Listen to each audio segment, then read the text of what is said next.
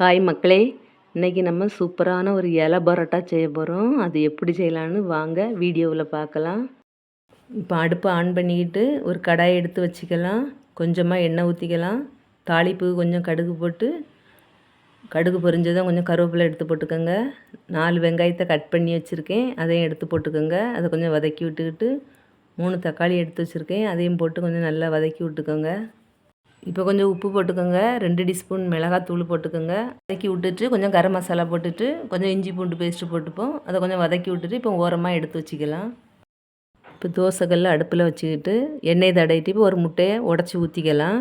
கொஞ்சமாக உப்பு போட்டு கொஞ்சம் பெப்பர் போட்டு இப்போ இந்த முட்டையை திருப்பி நம்ம போட்டுக்கலாம்.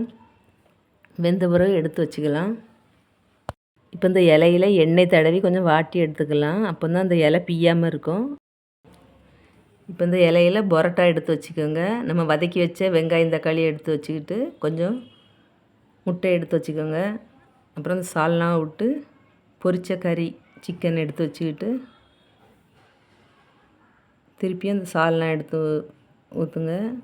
அப்புறம் ஒரு பரோட்டா வச்சு திருப்பியும் கொஞ்சம் சால்னா விட்டு முட்டையை எடுத்து வச்சு, ஆனால் இது எவ்வளோக்குள்ளே நம்ம சால்னா விடமோ அவ்வளோக்குள்ளே நல்லா டேஸ்ட்டாக இருக்கும்.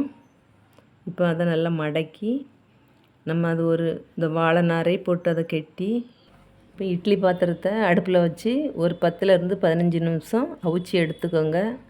இப்போ சுவையான இலை பரோட்டா ரெடி ஆகிட்டு பாருங்கள், செம்ம டேஸ்ட்டாக இருக்கும். இந்த வீடியோ பிடிச்சிருந்தா சப்ஸ்கிரைப் பண்ணுங்கள், கமெண்ட் பண்ணுங்கள், லைக் பண்ணுங்கள். வேறொரு வீடியோவில் சந்திக்கலாம்.